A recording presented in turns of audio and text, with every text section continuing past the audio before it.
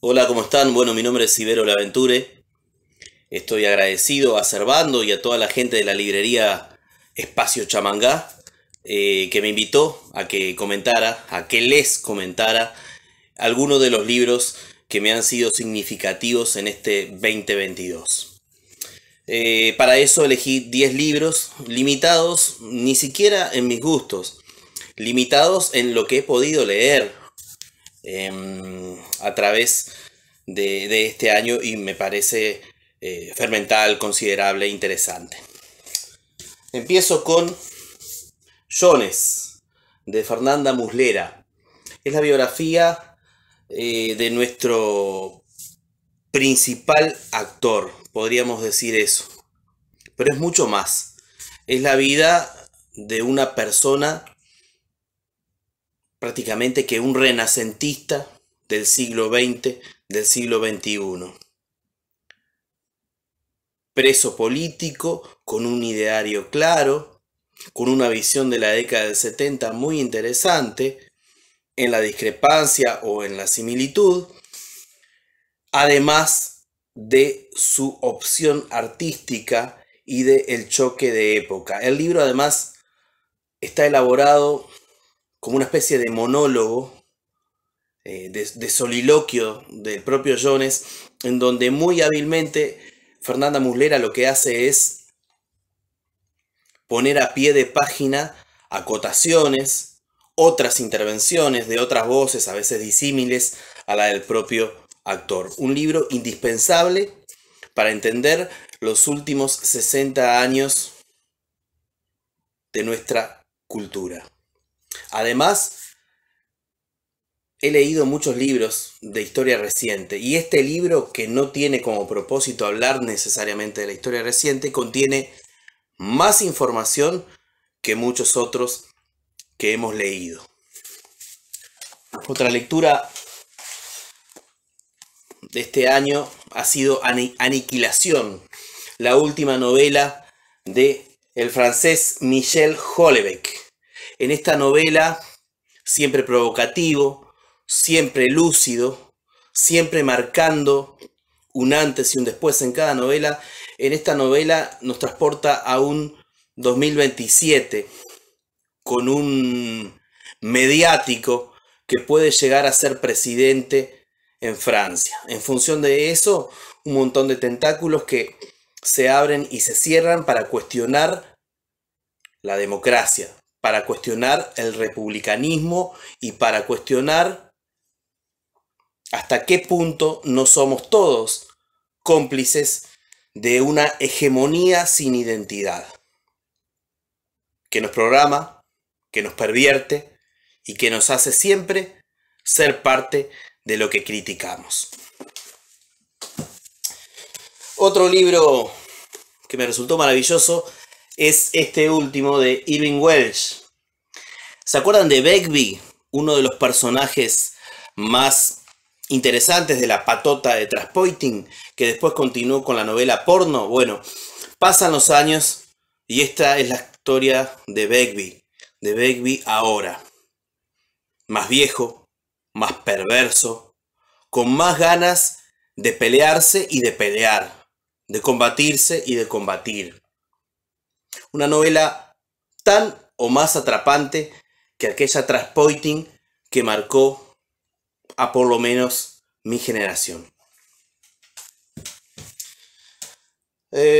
Hablando de todo un poco, este ensayo, esta es la tercera edición y la definitiva de este ensayo. ¿Qué pasaba en el 68? En Francia, ya sabemos, en el mundo también. Y acá, en Uruguay, ¿cuáles eran los resortes culturales que cuestionaban la sociedad en aquel momento? En este maravilloso libro, en esta tercera y definitiva edición ampliada y mejorada, podremos tal vez obtener la respuesta.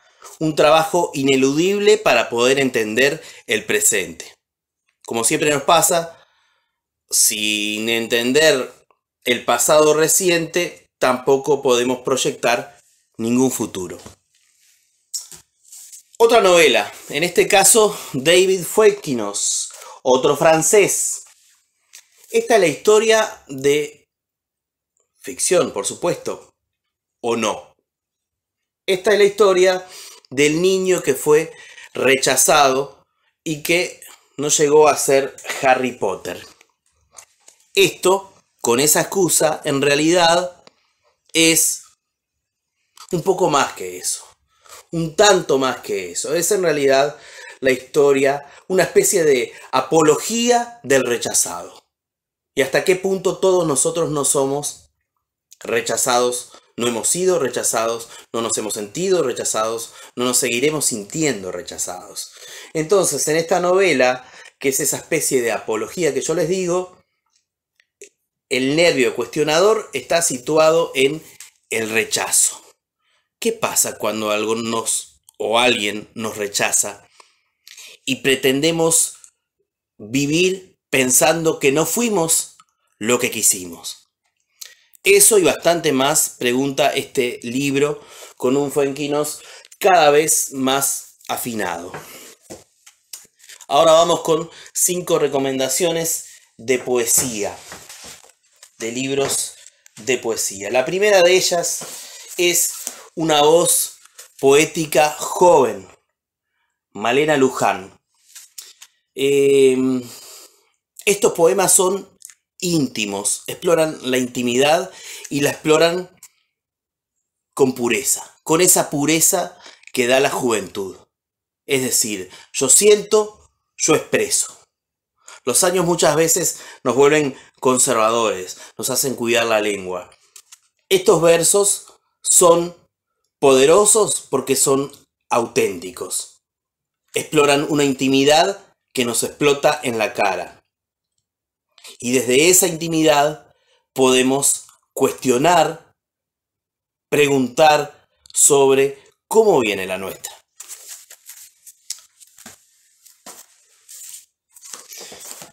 Después tenemos A todo lo que tiene alas, de María Laura Pintos. Para mí, la más grande de las poetas uruguayas vivas. ¿Por qué? Porque es sumamente existencial, porque desde la existencia nos convoca, nos provoca, nos hace revolver en nuestro propio barro y porque tiene una arquitectura con las palabras tan eficiente, tan elegante, pero a la vez tan incisiva, que la convierte, en mi juicio, en la poeta más notable de nuestras poetas vivas. Otra poeta, el último libro de Lilian Toledo, Lilith y Adán, Memorias del Grito. Este libro no deja de ser una secuela de los trabajos que ya nos viene teniendo acostumbrados Toledo. Cuestionar. Esa parece ser una palabra que he repetido bastante en estos minutos, pero además una palabra y un concepto que Toledo maneja y maneja como nadie. Una dialéctica al estilo Hegel, al estilo Marx, nos cuestiona a nivel género. Para empezar, la reivindicación a Lilith, la primera mujer, la desclasada, la desterrada del paraíso, mucho antes que Eva. ¿Por qué? Por ser libre, por pensar. Bueno, ¿qué pasa con Lilith? ¿Qué pasa con Adán? ¿Hasta cuándo no somos una continuación? ¿En qué punto nos parecemos? ¿En qué punto nos diferenciamos? Analizándonos por género, ¿hasta qué punto no nos limitamos? Esto y mucho más en una prosa que esconde atrás de su primera simpleza mucho más que eso. Este libro es una dialéctica hegeliana hecho poesía.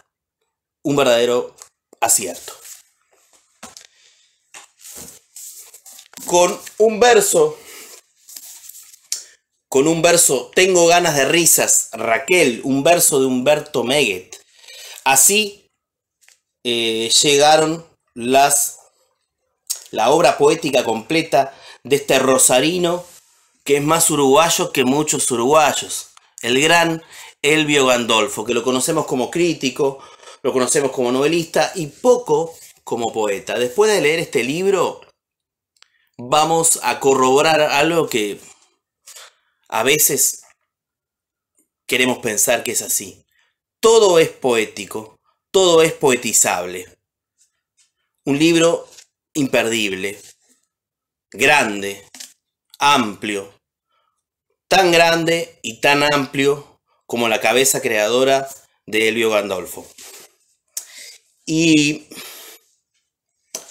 para último lugar, dejé el libro de Luis Pereira Severo, el último libro. Pereira es una voz necesaria en nuestra construcción literaria, en nuestra construcción poética, porque es un tipo que deja marca. Nos hace un desfile por un montón de nombres, de situaciones. Tiene compromiso social, tiene provocación, cuestiona al lugar común, nos cuestiona a cada uno de nosotros y nos deja marca, nos deja una hematoma. En un tiempo en donde hay mucha proliferación poética, no todas van al hueso, porque ir al hueso es muchas veces incómodo. Es mejor navegar en la cáscara y descansar con algún premio. Este libro cuestiona, va al hueso y nos regala una poética que deja golpe, que hace surco. Bueno, estos han sido 10 de los libros que más he disfrutado en este 2022. Muchas gracias nuevamente a Chamangá, abrazo grande y bueno, un placer compartir esto con todos ustedes. Gracias.